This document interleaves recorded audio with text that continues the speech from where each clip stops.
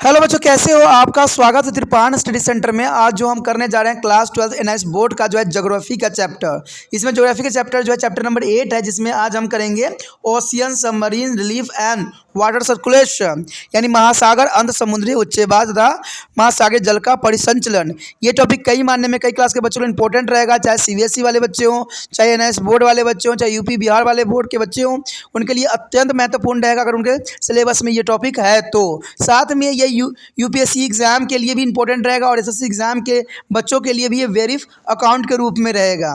ठीक है, लेकिन आपको पता है चैप्टर स्टार्ट करने से पहले एक बात जो मैं हमेशा कहता हूँ, जिसको आपको सोचना भी चाहिए, विचार भी करना चाहिए और अमल भी करना चाहिए, वो ये है कि जब भी वीडियो देखिए पूरा देखिए, क्योंकि अधूरा जानकारी सदैव खतरनाक होता है। साथ में एक इंपॉर्टेंट बात ये भी रहता है, अगर आप पहली बार वीडियो देख रहे हो तो लाइक शेयर सब्सक्राइब करना मत भूलना, क्योंकि दोस्तों लाइक कीजिएगा तो बनाने वाले का मनोबल बढ़ता है, सब्सक्राइब कीजिएगा तो इससे ये होता है कि जब भी मैं कोई वीडियो डालूंगा उसका नोटिफिकेशन आपको समय रहते मिल जाएगा। और देखिए शेयर का मतलब ये होता है कि आपके थ्रू ना जाने किन बच्चों को हेल्प मिल जाए, ये आप भी नहीं जानोगे, इसलिए जो है आप शेयर जरूर करो। ठीक है, व्हाट्सएप स्टेटस पे भी लगाओ। दोस्तों एनआईएस सेंटर जो है कई मानने में बहुत से बच्चों के लिए हेल्पफुल है, चाहे वो 8th क्लास हो, 9th 10th 11th 12th हो, चाहे वो एनआईएस बोर्ड के बच्चे हों, ठीक है, चाहे बीए एमए के बच्चे हो, सभी क्लासों के लिए कुछ ना कुछ जो है त्रिपाण सेंटर में उपलब्ध है। तो इसलिए आपके लिए ज़रूरी है कि आप सब्सक्राइब करके इसको चैनल को जो है सेव कर लो, नहीं तो बाद में अगर रिसर्च करोगे तो शायद आपको ये चैनल प्राप्त ना हो। तो इसलिए सोचना नहीं, विचार नहीं करना है, सब्सक्राइब करके जो है अपने पास सेव करना है। दोस्तों ये तो बात था आपके लिए, लेकिन आप देखते हैं हमारा आज टॉपिक क्या है। There is a most point here around the currents of the Atlantic Ocean. There is a part of here ocean submarine relief and the water circulation.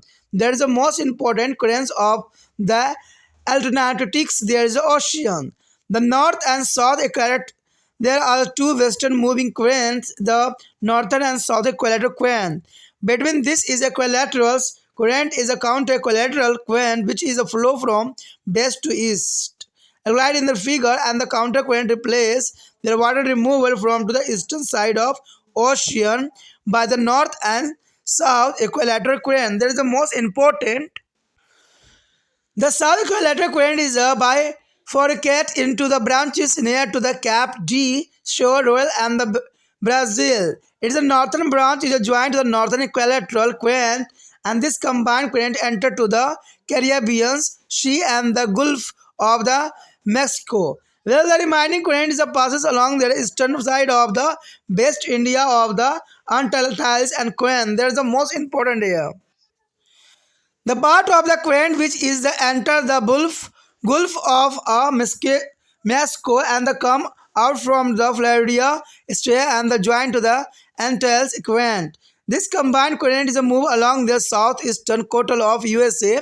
It is known as the Florida current is up to Cape of Hatteras and behind to the Cape Hatteras is up to the Grand Banks of the New is a found land. It is called the Gulf Stream from the Grand Bank. The Gulf Stream is defected the eastward under to the combined influence of the westerlies and the rotation of the earth. It is a crosses to the Atlantic Ocean is a northern Atlantic drift. There is the most important here. It is a cross. It is the Atlantic Ocean and northern Atlantic drift. There is the most important. Here show the most important current of the Atlantic Ocean. There is the most important is equatorial current, and there is a Sarasota CO and the Canaveris, and there all has a western winds draft. There is a show of the line. There is a currents as a dotted line is a called, and there is a line is a proper is a bomb area. There are current Atlantic Oceans. There is the most important here show in this map. The North Atlantic draft bifurcate into the two branches of which their eastern part of ocean. The northern branch is a continue as the North Atlantic draft and the which the British allies from to where flow along to coast to the Norway as the Norwegians and the current is enter to the Atlantic Ocean.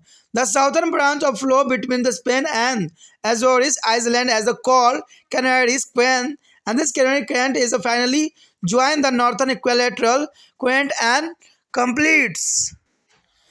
The circuit is a northern Atlantic Ocean. Within this circuit lies a Sargasso Sea, which is a fully of large quantity of seaweeds, is called Sargassums as a brown algae. That is the most important here is a brown algae on the all their sea is weeds. Apart from the cloak by is a circulation of the current in the northern Antarctica Ocean, there are also two called current. The first is the East Greenland current and the other is a Labrador current, which is a flow from the Antarctic Ocean into the Atlantic Oceans. The Labrador is a current flow along the eastern coast of Canada and the meets there is the Bomb Gulf Stream.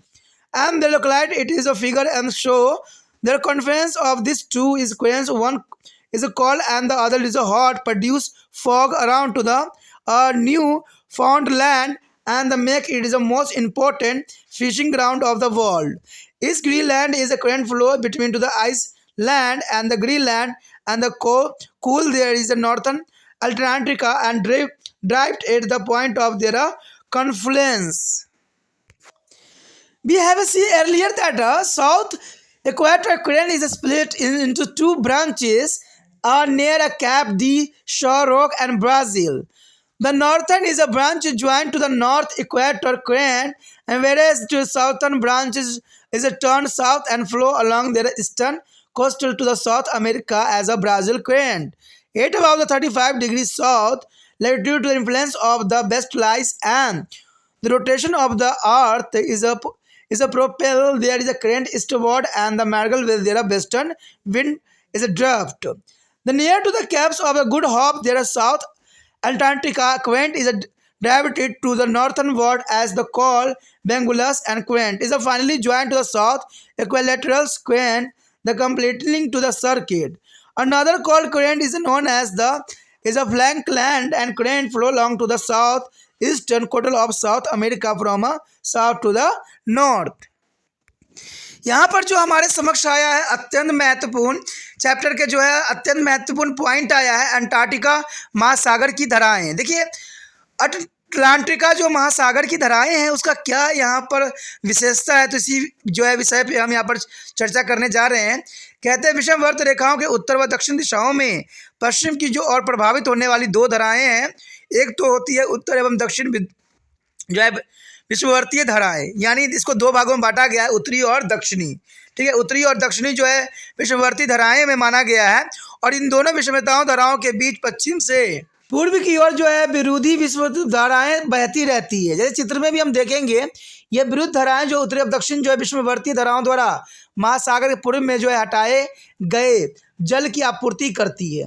Brazil के Sao और rack अंतरीप की जो निकट जो है दक्षिणी विषमवर्तीय धाराएं दो शाखाओं में बढ़ जाती है और इसकी उत्तरी शाखा जो है उत्तरी विषमवर्तीय धाराओं में मिल जाती है और इस सम्मिलित धारा का जो है कुछ भाग कैरेबियन सागर तथा मैक्सिको की खाड़ी में प्रवेश करती है तथा शेष भाग जो वेस्ट इंडीज द्वीप समूह के पूर्व किनारों पर जो है अंटार्कटिक धारा के रूप में बहती हुई गुजरती है। तो शाखा जो है मैक्सिको की खाड़ी में प्रवेश करती है और वह फ्लोरिडा और जलमरु मध्य से निकट जो है अंटार्कटिका की धारा में मिल जाती है और यह जो है सम्मिलित धारा संयुक्त राज्य अमेरिका के दक्षिण पूर्वी तट के सहारे बहने लग जाती है। तो ये बहुत बड़ी बात है और इसे हम अल्ट्रेटस अंतरिप या जो फ्लोरिडा धारा भी कहते हैं। हेटेरस आंतरियो और न्यू फ्लैंडोलैंड में समीप स्थित ग्रैंड बैंक, तो इस धारा के जो है गल्फ स्ट्रीम कहते हैं और जो ग्रैंड बैंक के गल्फ में स्ट्रीम जो है पछुआ पवने और जो है पूर्वी की घुमन गति की जो है सम्मिलित प्रभाव के कारण पूर्व की ओर ये मुड़ जाती है। यह जो है अटलांटिका महासागर के पूर्व की ओर बहते हुए पार करती है और इसे उत्तर जो है अंटार्कटिका अपवाह भी कहते हैं, यानी इसको जो है अटलांटिका अपवाह के नाम से भी जाना जाता है। जैसे कि यहाँ पर डायग्राम में भी दिखाया गया, यानी मैप में आप साफ समझ सकते हो कि अटलांटिका प्रवाह की क्या विशेषताओं के रूप में यहाँ दर्शाया गया है। यहाँ पर जो है पूरा मैप दिखाना संभव नहीं है, लेकिन जो आपके समक्ष है वो अमेरिका का जो है विशिष्ट दिखाया गया है, जिसमें अंटार्कटिका महासागर की धाराएं दिखाई गई है। आपको जो है एरो के रूप में दिख रहा होगा वो जो है जो शांत धाराएं हैं और उष्ण धाराएं जो है थोड़ी गहरी रंग की दिखाई गई है। तो इस प्रकार जो अंटार्कटिका महासागर की धाराएं जो है चलती रहती है और पूरे विश्व को जो है प्रभावित करती रहती है। उत्तरी अंटार्कटिका अपवाह जो है यहाँ महासागर के पूर्वी भाग में पहुंचकर दो भागों में बढ़ जाता है और इसकी उत्तरी शाखा उत्तरी अंटार्कटिका पर जो अपवाह के रूप में बहती ही रहती है और यह ब्रिटिश द्वीप समूह पहुंचकर वहां से जो है नावे के तट के साथ बहते हुए ये नावे धारा के रूप में जानी जाती है। वहां से ये जो है अंटार्कटिका महासागर में प्रवेश कर जाती है और दक्षिण शाखा स्पेन तथा एजोरस द्वीप के मध्य से दक्षिण की ओर ये बहती रहती है। यहाँ इसे जो है किनारी धारा भी कहते हैं, यानी यहाँ पर जैसे ये प्रवेश करती है इसको किनारी धारा के नाम से जाना जाता है और यह एक ठंडी जल धारा है। किनारी धारा अंत में उत्तरी विषुववर्तीय धाराओं से मिल जाती है और उत्तरी जो है अंटार्कटिका महासागर में धाराओं के चक्र के बीच में सरगोसो समुद्र के शांत क्षेत्र है जो अत्यधिक जो है समुद्री शैवालों से भरा हुआ होता है, यानी समुद्री शैवाल जो होते हैं पूरे ही भरे होते हैं। यानी देखा जाए तो यहाँ जो है काफ़ी ग्रीन एल्गे पाया जाता है और एल्गे के कारण ही समुद्र के जो है काफ़ी जो है इसका अलग रंग दिखाई देता है। ये समुद्री शैवाल जो ऐसे भूरे रंग के होते हैं, यानी यहाँ पर देखा जाए तो शैवाल जो होंगे पूरे भूरे रंग के होंगे। आप लोगों ने जो है शैवाल ग्रीन रंग के देखे होंगे, लेकिन यहाँ पर जो समुद्री शैवाल जो है भूरे रंग के होते हैं और सरगेसम नाम से भी जाने जाते हैं। यानी इस भूरे के कारण जो है सरगेसम के नाम से जो है ये जो है समुद्र जाना जाता है, जो कि काफ़ी इसको विशेषताओं को प्रकट करती है।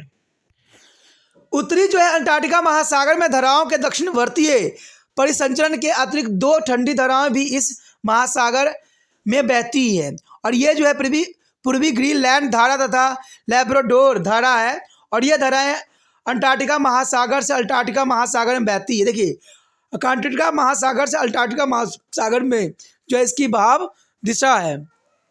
लैब्राडोर धारा जो है कनाडा के पूर्वी तट पर दक्षिण की ओर बहती हुई गर्म जो है गल्फ स्ट्रीम धारा से मिलती है। हम चित्र में भी इस बात को जानने की कोशिश करेंगे। कहते हैं विभिन्न तापमान वाली इस दो धाराओं को एक ठंडी तथा दूसरी गर्म होती है को संगम को जो है न्यू फलेलैंड के चारों ओर कोहरे का निर्माण होती है और इस संसार का सबसे अधिक महत्वपूर्ण मत्स्य ग्रह क्षेत्र माना बनता है। पूर्व जो है ग्रीनलैंड धारा जो है आइसलैंड और ग्रीनलैंड के बीच बहती है तथा ये संगम स्थल पर उत्तरी जो अंटार्कटिका अपवाह के तापमान को कम कर देती है। तो ये काफ़ी इंपॉर्टेंट यहाँ पर जो है अपना स्थान बनाती है। यानी देखा जाए तो दक्षिण जो है विषुववर्तीय धाराएं ब्राज़ील के साओ रोको अंतरपी के निकट दो शाखाओं में ये बढ़ जाती है और इसकी उत्तरी शाखा जो है उत्तरी विषुववर्तीय धाराओं से मिल जाती है और दक्षिण शाखा जो है दक्षिण की ओर मुड़कर दक्षिणी अमेरिका के पूर्वी तट के साथ साथ बहती रहती है और इसे हम ब्राज़ील धारा भी कहते हैं। लगभग जो है 35 दक्षिण अक्षांश पर ब्राज़ील धारा को पछुआ पवन तथा पूर्वी की जो है घूर्णन गति जो है पूर्व की ओर मोड़ देती है, जहां यह पश्चिम पवन पर जो प्रवाह में मिल जाता है और आशा अंतरिक्ष के निकट दक्षिण अंटार्कटिका धारा उत्तर की ओर जो है मुड़ जाती है। यह एक ठंडी जल धारा है और इसे जो है बेंगुएला धारा भी कहते हैं। अंत में यह दक्षिण जो है विषमवर्तीय धाराओं से मिलकर धाराओं के चक्र को पूरा भी करती है। एक और ठंडी जल धारा दक्षिण अमेरिका के दक्षिण पूर्वी तट के सहारे दक्षिण से उत्तर की ओर बहती है, जिसे हम फॉकलैंड धारा भी कहते हैं। तो ये काफ़ी विशिष्ट धाराओं का जो है यहाँ पर संचलन करती है। इसी के साथ जो है दोस्तों हमारा टॉपिक आज खत्म हो रहा है। ठीक है, अगर आपको अच्छा लगा तो लाइक शेयर सब्सक्राइब जरूर कीजिए। अगर पहली बार अगर आप वीडियो देख रहे हो, पहली बार मेरे चैनल पे आए हो तो सब्सक्राइब करना आपका फ़र्ज़ बन जाता है। सब्सक्राइब करने से ये होगा कि जो भी मैं आप क्लास के रिगार्डिंग कोई भी वीडियो डालूंगा उसका नोटिफिकेशन जो है समय समय पर आपको प्राप्त होता रहेगा। अगर सब्सक्राइब नहीं कीजिएगा, अगर आप दोबारा से तिरपान स्टडी सेंटर पर आने की कोशिश कीजिएगा तो वहाँ पर आप तिरपान लिखिएगा तो जो है वो तिरपस कर देगा। ठीक है, जो आप गूगल पर सर्च करेंगे वो तिरपस कर देगा, जिससे वजह से आप जो है मेरे वीडियो का जो है फ़ायदा नहीं उठा पाओगे। तो सोचिए मत, विचार मत कीजिए, सब्सक्राइब कीजिए। आप सोचते होइएगा कि मेरे जो एग्ज़ाम खत्म हो जाने के मेरा क्या ज़रूरत है तिरपान स्टडी सेंटर से। ठीक है, तो इसलिए सब्सक्राइब नहीं करने का सोचिएगा। लेकिन दोस्तों ऐसा नहीं है, तिरपान स्टडी सेंटर जो है बहुत हेल्पफुल है। क्योंकि ये जो है आपके 8th class 9th 10th 11th 12th जो आर्ट्स के सब्जेक्ट को कवर करता ही है, प्लस जो है ये NIC बोर्ड के जो है 10th+2 को भी कवर करता है। साथ में में बीए जो है फर्स्ट ईयर से लेकर 6 सेमेस्टर तक बच्चों के लिए ये अग्रसर रहेगा 8 सब्जेक्ट में। तो सोचिए नहीं, विचार नहीं कीजिए, काफ़ी जो है त्रिपाण स्टडी सेंटर का फ़ायदा ही फ़ायदा है। ठीक है, अगर आप मुझे प्रोत्साहित करोगे तो आपके लिए मैं तरह तरह के वीडियो बनाऊंगा जो आपको फ़ायदा पहुंचाएगा। एग्ज़ाम के तौर पे मैं आपको जो है पेपर भी आपको सोल्यूशन करके दिखाऊंगा जो आपके लिए फ़ायदेमंद रहेगा। अगर नहीं सब्सक्राइब कीजिएगा, मेरा मनोबल घटेगा, तो हो सकता है कि आपको फिर दोबारा मैं ना वीडियो बनाऊं और आपको फ़ायदा ना पहुंचाऊं। तो अभी भी नहीं सोचिए, मेरा जितना आप फैलाइएगा, जितने दूसरे बच्चों के साथ शेयर कीजिएगा, उतना जो है मैं आपके लिए कार्य करने में अग्रसर रहूँगा। ठीक है दोस्तों, इसे सोचिए मत, विचार मत कीजिए, अभी सब्सक्राइब कीजिए और अपने व्हाट्सएप स्टेटस पे लगाइए और दूसरे बच्चों के साथ भी शेयर कीजिए। ठीक है दोस्तों, अपना ध्यान रखना, बाय।